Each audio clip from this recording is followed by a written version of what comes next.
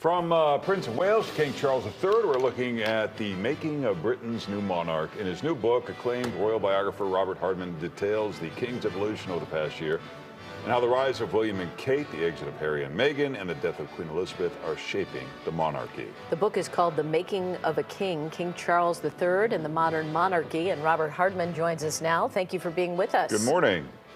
Good morning. Nice to see you. Nice to see you. Before we start talking about King Charles, the big news that people are talking about this week out of the book is that someone one of the Queen's former staff, came out and talked to you and said that the Queen was as angry as I'd ever seen her when she found out that Harry and Meghan were naming their daughter Lilibet, which was her childhood nickname. Explain that.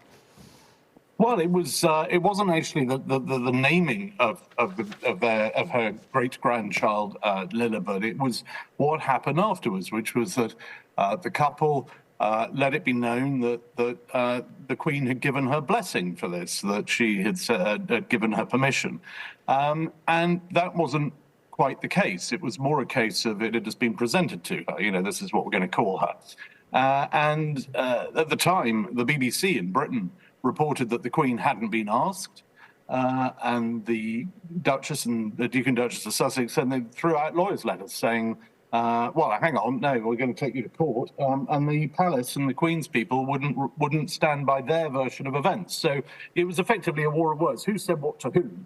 And that was what made the Queen really angry. It was being dragged into potential legal action rather than the actual name itself. What is the big problem that is so difficult for the king to repair the relationship with Harry? It's a very sad situation, but I mean, like any sort of rift in any family, it's sort of multiple factors at work. And I mean, Harry himself has said in some of his program, in one of his interviews, that he's waiting for an apology.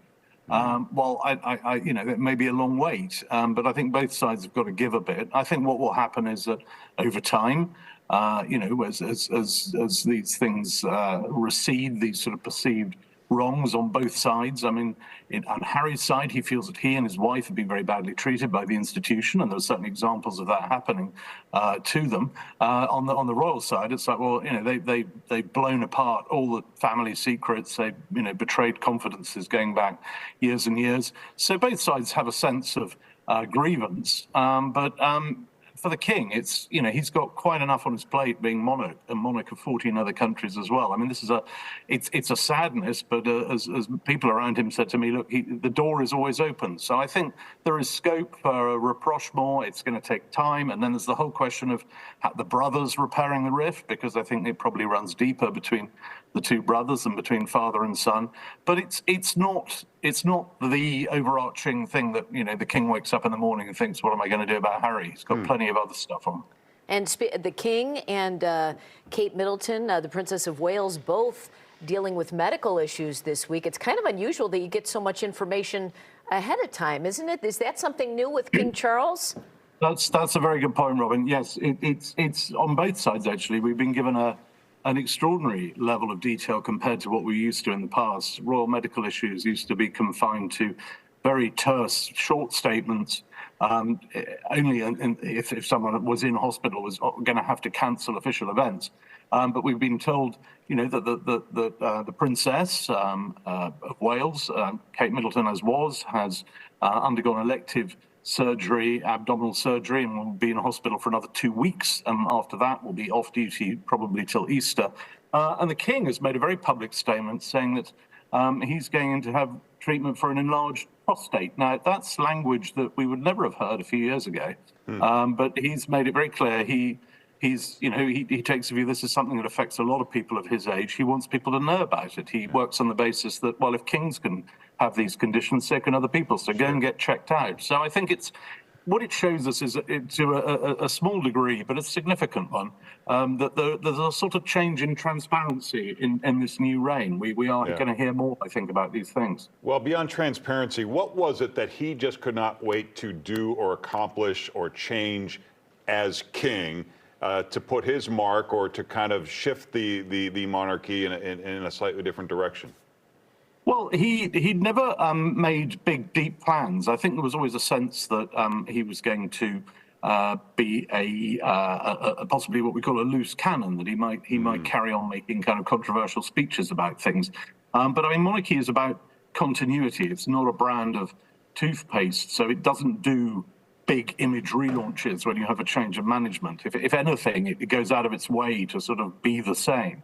So largely in the day-to-day stuff, not much changes, but we unquestionably going to see different approaches. I mean, whether it's sort of transparency to the media, we saw the I think, the Accession Council just after the Queen's death, where he becomes proclaimed king. Now, that's never, ever been seen or filmed in the days before TV. It's never been on camera. That was all filmed live.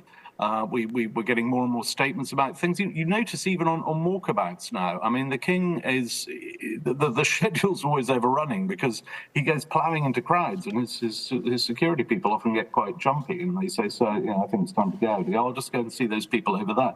So there is what one of his staff said to me. There's going to be a sort of an informal formality about this reign, and we are going to see, we're going to see changes with things like royal patronages, which charities that get endorsed, that sort of thing. And I, in the fullness of time, we're going to get a new, younger royal generation coming through. But what's been made very clear to me is that no one is going to be rushing little Prince George into royal engagements anytime soon. He's going to be well into his 20s before he starts doing the sort of thing his parents are doing. So we've got this slimmed down monarchy for a while to come. Yeah, that's what I was going to ask about with with King Charles and the Princess of Wales, and Prince William at Kate's bedside. There's this slimmed down monarchy. Who, you have Princess Anne, and it's tough. There are more people going to be recruited into the fold. Well, that's the thing about a hereditary monarchy. You can't really recruit people. You deal with the cards that you have. I think it's interesting. Eugenie, Beatrice. I don't think there'll be a case of bringing private citizens who've been leading utterly private lives for many years or for their whole lives, bringing them into the sort of formal royal orbit.